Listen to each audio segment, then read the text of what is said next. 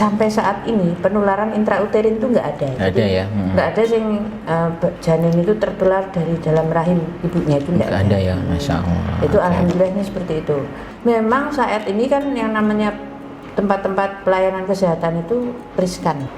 Kalau menurut saya sih akan lebih baik ya kalau mau kontrol ya membekali diri sendiri dengan masker, cuci tangan dan sebagainya, pakai protokol itu kesehatan yang dari yang dianjurkan.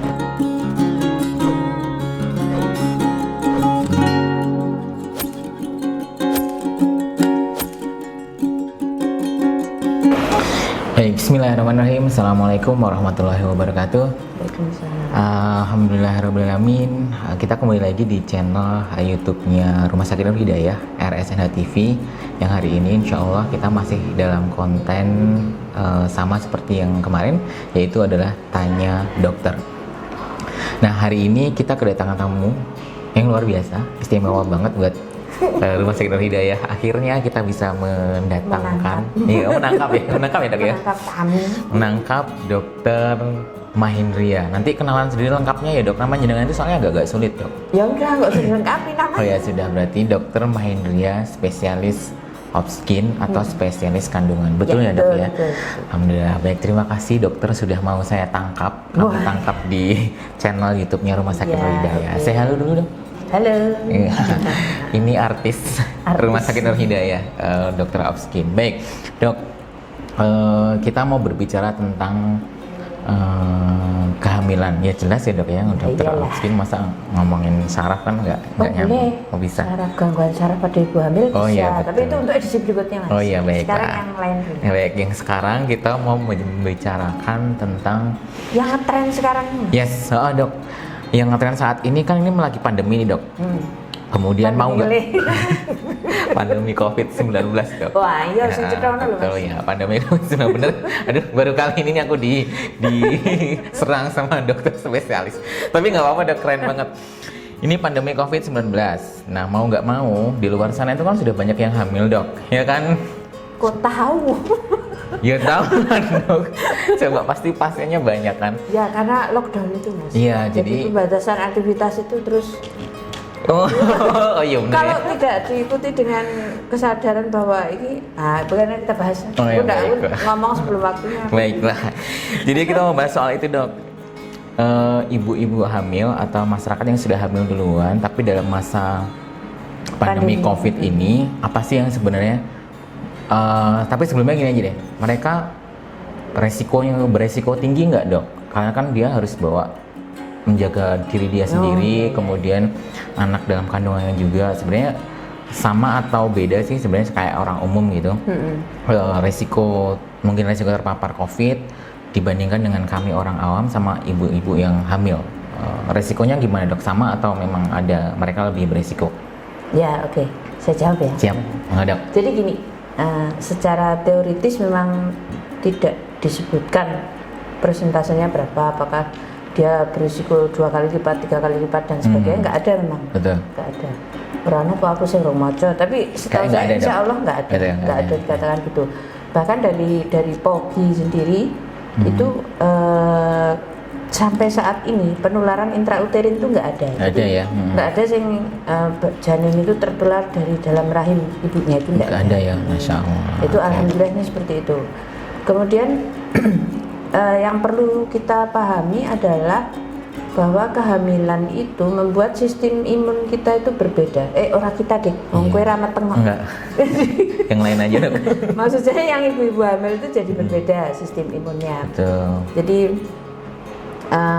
ada namanya limfosit. Limfosit itu bagian dari sel darah putih. Betul. Ya, bagian dari kumpulan sel darah putih itu namanya limfosit. Itu memang limfosit itu ada 2. Limfosit yang akan menghasilkan imunoglobulin, sing di ropat rapid di IgM itu imunoglobulin. Nah, terus satunya lagi dia akan menghasilkan limfosit yang kayak Pac-Man gitu Mas. Dia dolanan game ora. Pac-Man sing mangan-mangan yang langsung itu ada. Jadi yang dalam bentuk sel yang memakannya. Itu yang sel yang memakan ini nggak ada lagi Mas. Jadi dilemahkan fungsinya itu, Allah itu sudah melemahkan itu karena apa? Nanti kalau dia itu nggak dilemahkan, dia inggragas engko mangan embrione gitu Mas. Nah, gitu loh. Jadi yang memang secara fisiologis itu memang ada perubahan sistem imun. Nah, karena ada perubahan sistem imun itu, jadi ibu-ibu hamil juga kondisinya jadi beda. Jadi beda ya. Nah, terus juga kalau hamil itu membuat tubuh itu menjadi lebih bengkak karena istilahnya kayak ada penimbunan cairan gitu. Nah, itu kalau kaitannya sama apakah penimbunan cairan itu menimbulkan menimbulkan resiko tertular apa segala macam, saya belum pernah baca. Belum pernah ya. Jadi selama ini masih ya sama saja ya sebenarnya, nggak ada perbedaan apa-apa. Cuma nek kalau menurut saya ibu hamil mungkin lebih menderita ya kalau dipakein masker. Soalnya nafasnya aja udah ini ya Dok. Berarti kan hanya ibaratnya hanya sebatas luarnya saja, tapi secara fisik sebenarnya ibu hamil pun dalam masa kayak ini sebenarnya nggak ada masalah ya. Jadi resiko juga sama sebenarnya terpaparnya, ya, tapi bukan nggak ada masalah, ada masalah juga. Iya, masalah. Jadi resiko terpapar juga sama. Iya, betul. Jadi tapi yang jelas dia tidak menularkan ke janinnya. Oh, Masya Allah. Ini yang paling penting, tidak menularkan di janinnya. Nah, Dok, terus di janin lo ya, janin ya, jadi betul. intrauterin ya, di dalam rahim ya. Kalau udah di luar udah beda lagi. Beda lagi. Oke, berarti selama masih di dalam janin aman ya. Selama ini sampai saat ini tidak terbukti atau tidak ada bukti bahwa plasenta itu bisa dilewati. Oh, virus ya. Baiklah. Terus Dok, nah sekarang itu kan menurut kabar di luar sana gitu, ibu-ibu hamil tuh takut kayak ke rumah sakit. Sebenarnya ketakutan ini beralasan nggak atau wajar nggak sih kalau mereka itu takut yang mungkin entah berlebihan atau tidak, terus akhirnya mereka kayak nggak mau, mungkin loh ya, nggak mau periksa ke dokter atau aduh gimana ya kalau ke rumah sakit, takut apa segala macam. Itu apa yang kemudian harus dilakukan oleh ibu-ibu hamil ini deh? Paling tidak mereka menjaga diri mereka sendiri. Ya, yang jelas kalau saya ini kan karena ada trimester 1, trimester 2, trimester 3, otomatis tiap trimester kan beda-beda problemnya. Nah, sementara kalau misalnya di trimester 1 kan nggak bisa ya ibu hamil trimester 1 untuk dicek tuh gerakan janinnya kan lah. Abang kroso urung kadang-kadang gitu. Nah, ya. Jadi yang di trimester 1 biasanya nanti muncul keluhan-keluhan di trimester 1. Nah, itu kalau kaitannya dengan tadi ke rumah sakit apa kan, memang saat ini kan yang namanya tempat-tempat pelayanan kesehatan itu riskan ya. Betul. Riskan. Jadi kalau menurut saya sih akan lebih baik ya kalau mau kontrol atau periksa gitu. Itu ya ya membekali diri sendiri dengan masker, cuci tangan dan sebagainya, pakai protokol itu kesehatan yang yang dianjurkan. Itu aja. Betul. Terus yang kedua, ya ambil kalau kondisi memang tidak perlu sekali, misalnya begini. Ada ibu hamil yang tidak berisiko, bukan tidak berisiko, artinya mungkin dia tidak ada keluhan. Artinya kalau ke rumah sakit ambillah kesempatan untuk memang konsultasi ke dokter ya, bukan sekedar saya mau USG mau tahu jenis kelamin, enggak seperti itu, tapi memang ada sesuatu yang ada indikasi yang dia harus ada indikasi, ada kepentingan gitu. Jadi saya nggak ada kepentingan mau ketemu Mas Kuncoro ini ya. Iya, kalau ini diharuskan soalnya ini. Harus kesini. Betul. Jadi sebenarnya aman ya selama ibu-ibu hamil di luar sana mengikuti protokoler yang memang sudah dianjurkan oleh pemerintah ya. Jaga jarak, cuci tangan, kemudian pakai masker. Betul. Dan sebenarnya di rumah sakit sebenarnya sudah juga menerapkan itu ya Dok ya. Sudah menerapkan. Dan yang penting jangan bohong. Oh iya betul. Jangan bohong gitu loh. Soalnya kan jangan bohong ya. Banyak yang merasa karena takut mungkin dong. Iya, takut dikucilkan. Oh, Masya Allah. Takut dikucilkan itu kalau yang saya tangkap dari berita-berita itu, mereka takut ketahuan karena apa, nanti takut dikucilkan. Nggak mau ngaku, ada yang nanti takut diusir apa segala macam. Sebenarnya nggak masalah ya harusnya ya, karena sebenarnya kalau COVID itu kalau berdasarkan informasi kan memang bisa sembuh sebenarnya. Bisa sembuh. Tapi masalahnya tuh orang tuh sudah bayangin ini loh Mas. Wah, aku nak mati orang sing layat. Padahal mati ki ora dilayati, ini sepenting disolatke. Iya, betul. Itu Mas, disolatke betul, yang gitu. Penting itu, Dok. Jadi bukan masalah layak tidaknya gitu loh. Nah, itu yang stigma yang kayak gitu itu yang yang harus itu kan. Oke, ibu-ibu hamil otomatis kan dia 9 bulan kurang lebih ya dok ya. Nah, dalam 9 bulan tadi kan dokter Mahendra sudah menyampaikan kayak ada trimester pertama, trimester kedua, trimester ketiga. Nah, yang tadi juga disampaikan kalau ke rumah sakit ya pas kalau ada indikasi atau ada ini apa yang harus kemudian dikonsulkan. Nah, sebenarnya dok kalau di luar pandemi ini kapan sih mereka itu mereka kan kayak ada jadwalnya gitu ya dok ya. Kalau ibu-ibu hamil itu nanti mereka harus periksa apa. Nah, itu secara teoritis atau yang berlangsung selama ini kapan mereka harus periksa itu dok? Jadi sesuai dengan jangan ada pandemi dulu deh. Kalau yang di luar pandemi ya, di luar pandemi sebetulnya sama juga sih. Sama aja ya berarti. Sama aja. Berarti ini kayak berlaku sama ya. ANC terpadu kalau di puskesmas itu Betul. ada, tapi saya entah ya di puskesmas itu masih ada layanan kayak gitu nggak? Soalnya gini, kalau di puskesmas itu kan yang setahu saya jadwal KIA itu seminggu itu cuma 1 kali atau 2 kali. Betul. Jadi pasien itu 170 bruk Di situ ya. Karena digabung jadi satu. Digabung jadi satu.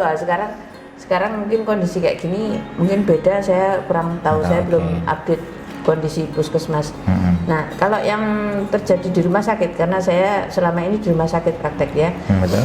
Ya tetap aja, artinya gini, kalau pasien-pasien yang datang ke sini dalam kondisi normal ya mengikuti prosedur seperti biasa. Dalam kondisi normal artinya kehamilannya tidak bermasalah ya. Gitu. Jadi trimester 1 nanti ada pemeriksaan HB, darah rutin apa segala macam, HbSAg, HIV. Nanti di trimester 2 ada pemeriksaan HB sekali lagi, trimester 3 pemeriksaan juga gitu. Kalau yang ada masalah-masalah ya sesuai dengan problemnya masing-masing. Oke, berarti sebenarnya sekali lagi bahwa tidak ada masalah ya sahabat NH, jadi semuanya aman buat mau ibu-ibu hamil mau periksa ke rumah sakit aman selama ikuti protokoler himbauan dari pemerintah tadi ya. Terus dok, nah ini ibu-ibu hamil lagi nih ya, mereka itu kan ya berarti ibaratnya kayak ada dua orang gitu di dalam tubuhnya. Nah selama pandemi ini atau bahkan nggak pandemi juga, nutrisi apa yang kemudian untuk menjaga imunnya ibu gitu supaya memang dia imunnya tinggi terus kemudian dia tidak gampang atau tidak mudah terkena virus. Nutrisi apa yang baik untuk ibu-ibu hamil? Kalau nutrisi detailnya itu nanti mungkin Mas Kuncoro harus tanya sama Mbak ahli gizi. Ya. Ini konten berikutnya saya gagal. Konten ahli berikutnya gizi yang gagal saya. Konten berikutnya dok, tanya ahli gizi. Biar ada kerjaan. Oh biar penasaran juga. Oh iya benar, boleh. Masuk sing nyuting. Iya benar. Nah, terus maksud saya kalau nutrisi yang penting itu secara umum aja deh dok. Secara umum hamil itu harus senang. Hamil itu harus senang tuh. Itu harus senang, harus bahagia. Betul. Jadi jangan sampai, apalagi biasanya gini. Sing sedih-sedih sing trimester 1. Kenapa dok? Nggak bisa makan nasi, padahal kan nggak diwajibkan tuh makan nasi, wajib itu sholat, puasa. Iya benar. Iya benar. Iya benar. Benar toh. Iya bakat jadi pelayan dok. Nggak perlu sedih gitu, nggak bisa makan nasi. Sesuk wayahe mari dewe. Makan nasi lagi. Gitu. Padahal masih karbohidrat bisa diganti yang lain ya, tidak hanya nasi ya. Iya, cuman seperti itu mungkin tidak populer karena banyak orang yang menganggap bahwa nasi itu makanan pokok, jadi kalau tidak bisa makan makanan pokok, kadang-kadang keluarganya itu juga, piye ra mangan sego, harus dimasaknya sego, pengennya liane. Jadi sebenarnya nggak ada masalah ya, makanan mau makan apa aja juga terserah ya. Jadi makanan yang tentu saja yang nutrisi yang sehat ya. Oke. Sehat. Kemudian yang kedua yang biasa dia makan, artinya kalau nggak biasa minum susu, nggak biasa minum susu. Gitu. Ya sesuka-sukanya dia ya. Jangan mumpung hamil minum susu, nanti malah terjadi nggak itu intoleran dan sebagainya, diare dan sebagainya. Betul. Nah itu kan yang tadi yang hamil-hamil. Jadi ibu hamil aman, nggak ada masalah. Silahkan periksa sesuai dengan jadwalnya, betul ya. Pokoknya nggak usah panik, nggak usah khawatir. Rumah sakit juga sudah menerapkan sistem prosedur yang sesuai dengan pemerintah, semuanya aman. Agar dituruti mas. Yang penting rumah sakit menyediakan pasien yang nurut piye. Oh ya, nah ini pasiennya harus nurut. Dua pihak dong. Kedua belah pihak harus benar-benar sama-sama menjaga diri masing-masing gitu ya, pakai masker, masuk Terus rumah sakit juga cuci tangan. Kalau misalnya nek ra perlu banget ya anak-anak jangan dibawa ke rumah sakit. Oh iya, ini nanti besok konten berikutnya lagi. Jenengan kehamilan aja, Dok. Anak-anak udah ada jatahnya sendiri. Enggak, masalah iki. Oh, karena yang hamil bawa anak. Oh. Gitu loh, jadi anaknya nggak mau tinggal luar, kayak gitu-gitu kan. Betul. Terus ya piye ya maksud saya ya memang ya dia pengen Sedih lihat kadang-kadang ya adiknya kalau apa melihat segala ya. macam kayak gitu, tapi Oke. kan apa perlu TV ditaruh di luar, Mas? Melihat hasil USG-nya. Boleh. Ide berikutnya kayak, Dok. Nanti kita tampung Ayo terus nanti. berikutnya terus. Ayo udah. Terus, Dok. Nenek yang itu kan yang hamil, nenek sudah mau melahirkan, Dok. Sudah mau melahirkan ya Biasa. biasa. Tetap Ya biasa. ya biasa aja ya. Heeh. Apa? Sebetulnya gini, Mas. Karena ini kan semua sekarang kita nggak tahu ya, sing nulari iki sapa, sing Betul. kita kena atau enggak itu nggak tahu kita. Jadi kalau ada satu pemeriksaan yang disarankan untuk screening, jadi pemeriksaan darah. Darah itu ada yang darah rutin biasa, Darah rutin. atau dengan dilengkapi dengan rapid test. Betul. Nah, itu untuk screening. Betul. Nek umpamanya nggak ada rapid test, misalnya di rumah sakit yang belum menyediakan rapid test, kalau di NH Sudah ada Sudah. untuk pasien-pasien indikasi atau tertentu bisa, Dok. Nah, kalau tidak ada rapid test, kita pakai foto torak, Mas. Pakai foto dada itu, di Betul. foto di ronsen. Nah, itu. Berarti selain di cek lab, kalau misalnya rapid nggak ada, sebenarnya bisa dilihat dari ada ronsen dua itu, toraknya. ada dua itu yang hal dipakai. ini. Sebenarnya kalau diharapkan ya pakai rapid. Rapid, oke. Insya Allah di rumah sakit Udaya sudah ada. Jadi jangan khawatir ya. Ibu-ibu yang mau melahirkan, kalau ayah yang melahirkan ya sudah melahirkan saja ya. Lah iya. Iya. Karena gini Dok, maksudnya gini Dok. Orang yang melahirkan, ibu-ibu tuh, mereka pernah melahirkan tuh kayak mereka tuh takut gitu. Bahkan Oh, iya. saya pernah dengar itu, mereka melahirkannya di rumah, Dok. Di rumah terus nanti kayak mungkin punya tetangga bidan, padahal dia bukan bidan praktek di situ. Kan dia keterbatasan APD kan, Dok. Iya, APD dan pemeriksaan itu. Mas. Iya, jadi malah lebih aman sebenarnya kalau mau melahirkan ya Ya di rumah sakit ya, Dok ya. Puskesmas lah. Kalau Puskesmas kalau memang tidak ada kendala, tidak ada indikasi kendala apa ya. Jadi selama kalau ada hal-hal yang memang kendala berarti bisa di rumah sakit ya. Itu jadi keamanan ya. Kita harus mikirkan keamanan. Jadi Betul. jangan cuma sekedar wah aku di ini rumah sakit, yuk dikancani. Iya. Lihat Padahal- kok awan-awan, betul. ben padang. Iya benar. Jadi ora wedi. Betul, Dok. Masya Allah. Ini luar biasa. Terakhir, Dok, Apa? tips sehat untuk ibu hamil. Apa Ya, coba di masa pandemi ini atau masa pandemi. Yang jelas menjaga kejiwaan supaya tetap berpikir positif itu. Betul. Karena kalau sudah positif thinking itu sudah hampir 80% 90% sudah. Iya ya. Kalau udah wong seneng itu ambok panganane rapate enak mesti mangan gelem. Oh iya. Nah, betul. itu Bener, Dok. tempat tidurnya rapate empuk mesti enak. Berarti itu namanya bersyukur ya, Dok. Iya, betul, Jadi Mas. semua harus bersyukur, hidup Bersyukur bahagia. pada segala keadaan, Mas. Betul, Mau positive pandemi, think, betul. mau nggak pandemi, itu Itu berarti- hujan panas, terus Betul. ini, Mas. Tips sehatnya adalah bersyukur ya, Nah, Dok ya. iya, Masya betul, Allah. iya. Terima kasih, Dokter. Luar biasa loh. Mas. Pulang, nek Rapiter nggak di sini aku, Dok. Ah, betul. Terus, Dok, ini buat PR besok ya, Dok ya. Kita ketemu kayak lagi. PR. Oh iyalah, harus ada PR. Nanti konten berikutnya tentang beberapa penyakit ibu-ibu hamil. Jadi misalnya kayak Anu, yo, Kadas ora nek wis, Dok. Sing rada anu keren dikit sing lah, Dok. berkaitan dengan kehamilan nih, lho. Betul. Nah, aku lo kan belum selesai. Penyakit pada ibu Bener. hamil kan ono sakit gigi ono. Oh iya benar. Jadi nanti kita bahas soal preeklamsi. Oh, iya, nah, iya, itu iya. gimana sih, Dok? Gitu. Tapi nggak usah dijawab. Besok aja jawabnya, Dok. Iya. Oke?